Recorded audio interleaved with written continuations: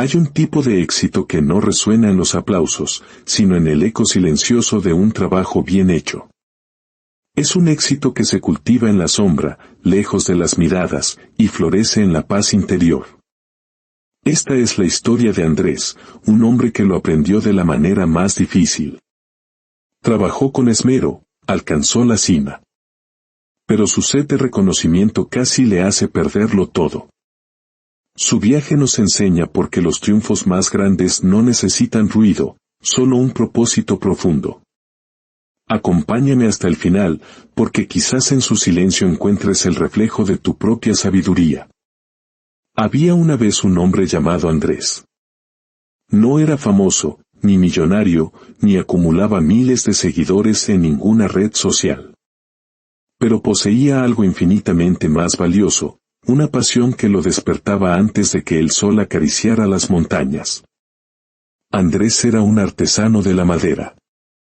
Su universo era un pequeño taller de carpintería en las afueras del pueblo, un refugio donde el aroma a cedro y pino se mezclaba con el silbido del viento. De su padre había heredado más que el oficio, había recibido el arte de la paciencia, la habilidad de escuchar a la madera, de sentir en sus vetas las historias que guardaba y saber cuándo estaba lista para ser transformada.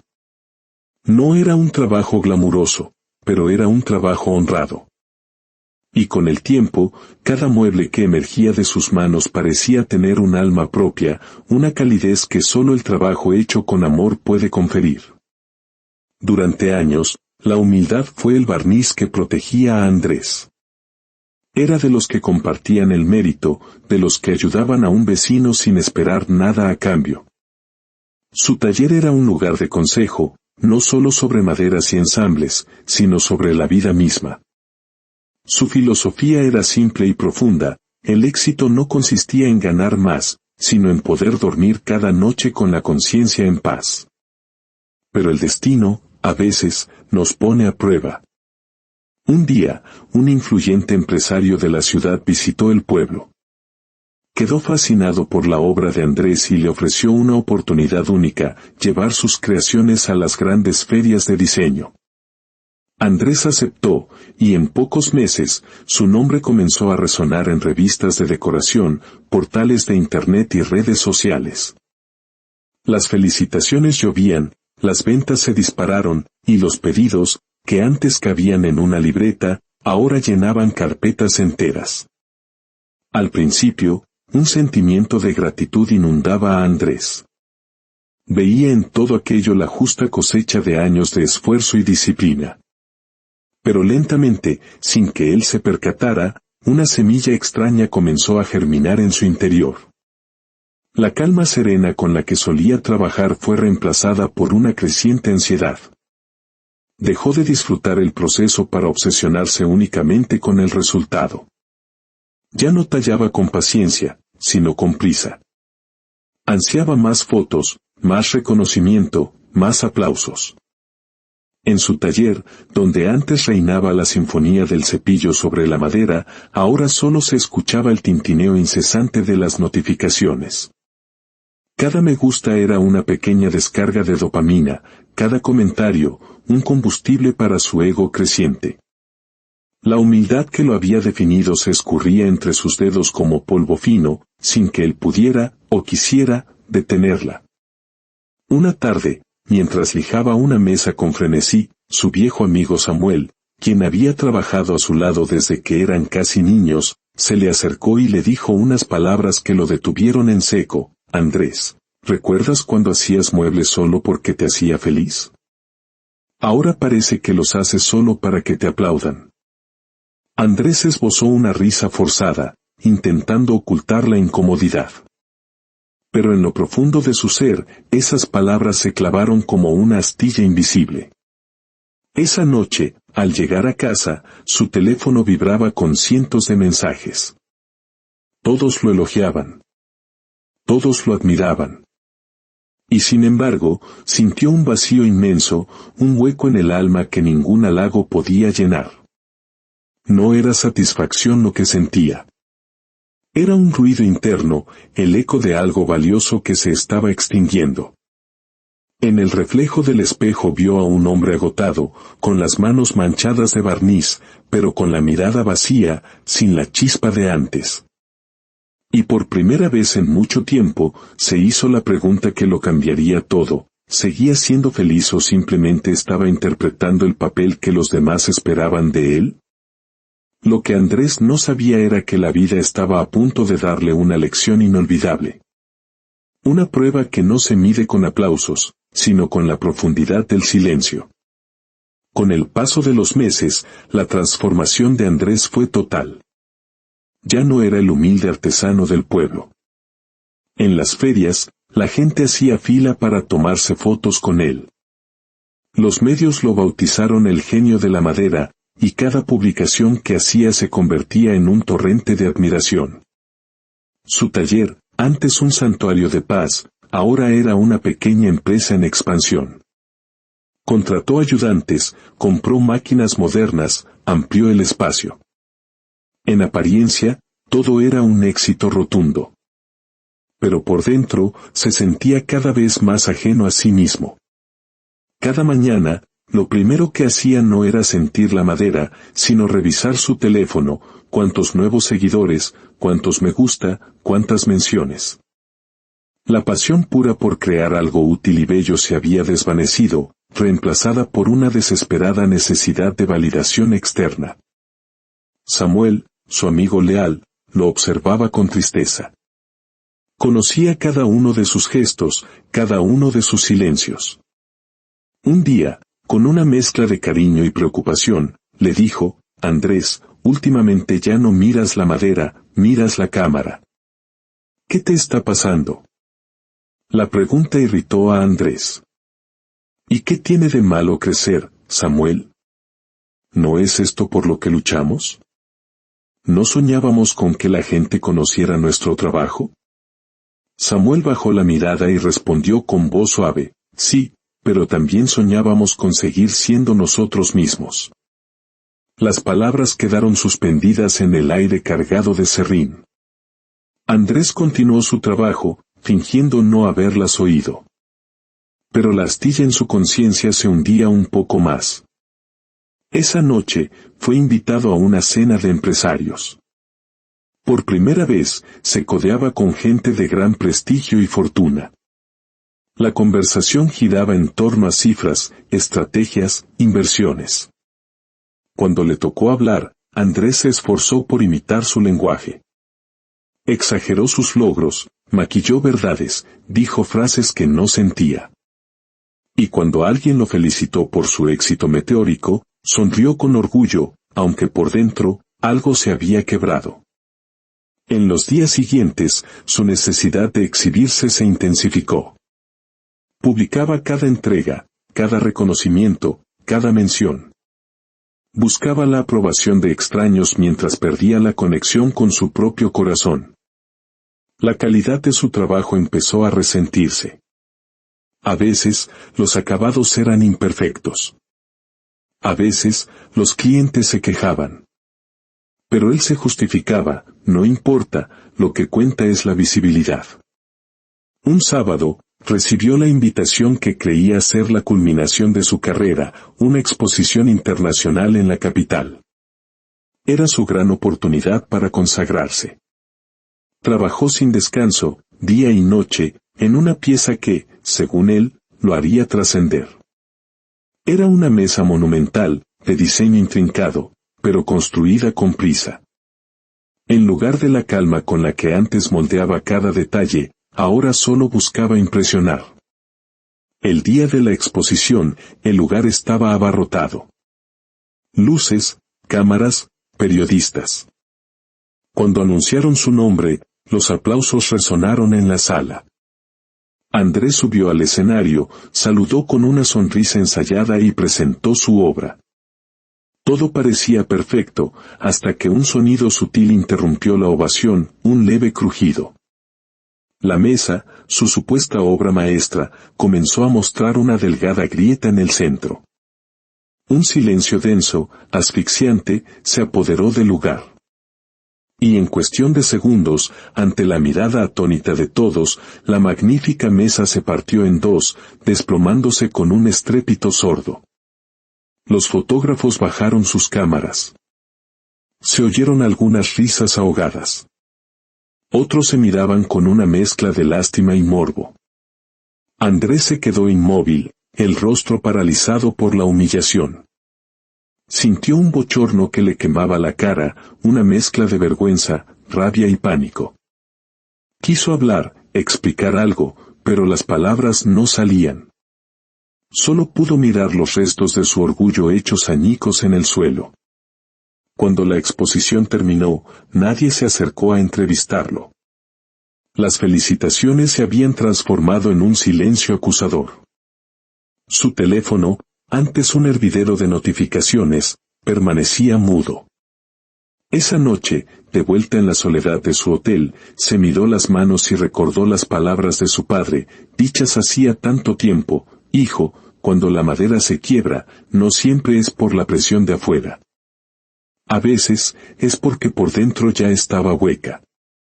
En ese instante, Andrés comprendió. Su éxito se había vuelto hueco. Se había quebrado no por la presión del mundo, sino porque había permitido que la vanidad carcomiera su interior, su propósito, su alma. A la mañana siguiente, regresó al pueblo. No habló con nadie. Entró en su taller, donde una fina capa de polvo ya cubría las herramientas que una vez fueron la extensión de su ser. Se sentó frente a una mesa vieja, respiró hondo y, por primera vez en mucho tiempo, no sintió la necesidad de publicar nada. Solo quería volver a escuchar el sonido del silencio. Pero el silencio también le traería una nueva prueba. Una más difícil, una que pondría en jaque su orgullo y lo obligaría a elegir entre la apariencia de la redención o la sanación del alma. El regreso al pueblo fue más duro de lo que Andrés había imaginado. Donde antes encontraba sonrisas de admiración, ahora hallaba miradas esquivas y susurros que se apagaban a su paso. La noticia del fracaso se había esparcido con la velocidad del viento. Durante los primeros días, Andrés se refugió en su taller. Pasaba las horas sentado, observando los restos de madera acumulados en un rincón.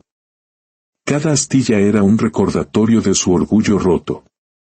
Intentaba empezar nuevos proyectos, pero su mente era un torbellino de imágenes humillantes, los flashes apagándose, las risas contenidas, el sonido seco de la madera al partirse. Samuel, su amigo, respetó su soledad por unos días. Hasta que una tarde, apareció en la puerta con una bolsa de pan recién horneado. No dijo nada. Simplemente lo dejó sobre la mesa y se quedó de pie, en silencio. Andrés levantó la vista, con la voz quebrada. Samuel, todos se han alejado. No todos, respondió él con calma. Los que se quedan en silencio, también están aquí. Andrés esbozó una sonrisa débil. Partió un trozo de pan y lo compartió con su amigo. En ese gesto simple, algo dentro de su pecho comenzó a ablandarse. Poco a poco, Andrés volvió a trabajar. Pero ahora lo hacía sin cámaras, sin público, sin la presión de los aplausos. Al principio, el silencio le resultaba insoportable, un vacío que magnificaba su fracaso. Pero con el tiempo, comenzó a redescubrir los sonidos que había olvidado, el deslizamiento del cepillo sobre la veta, el olor del barniz, el susurro del viento colándose por la ventana. Su taller volvía a ser su santuario. Una mañana, una joven del pueblo entró con una silla rota. ¿Usted es el maestro Andrés?, preguntó con timidez. Él dudó. Ya no sé si soy maestro, pero sí, puedo ayudarla. La joven sonrió.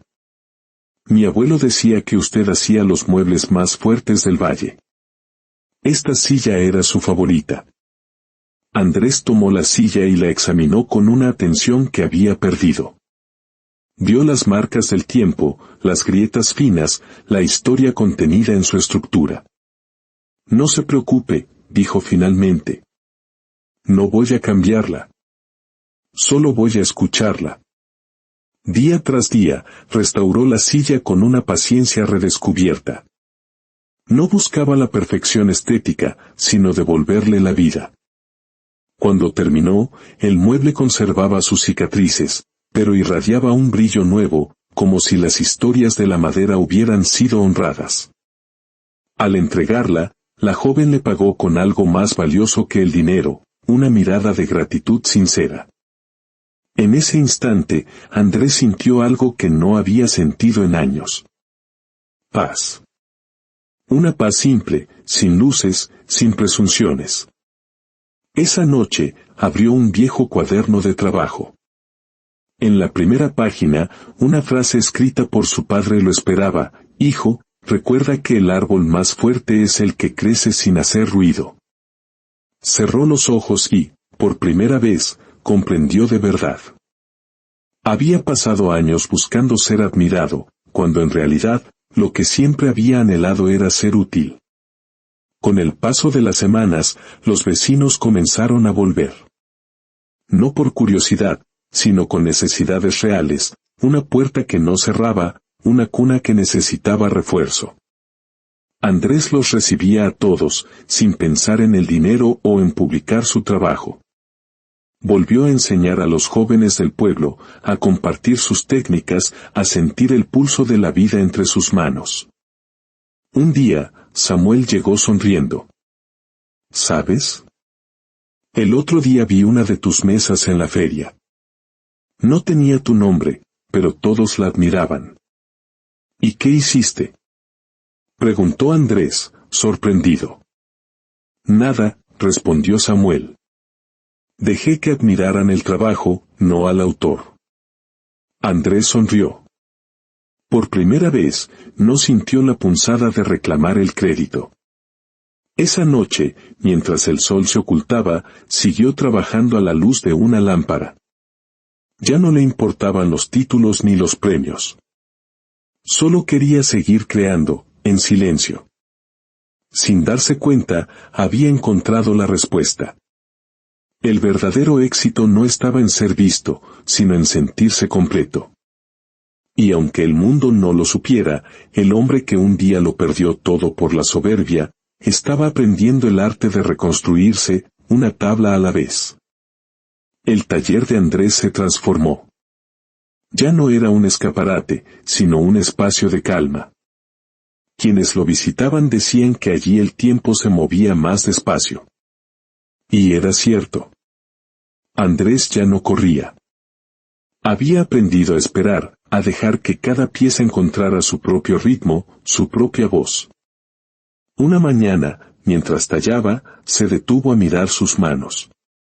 Eran las mismas de siempre, pero se sentían distintas.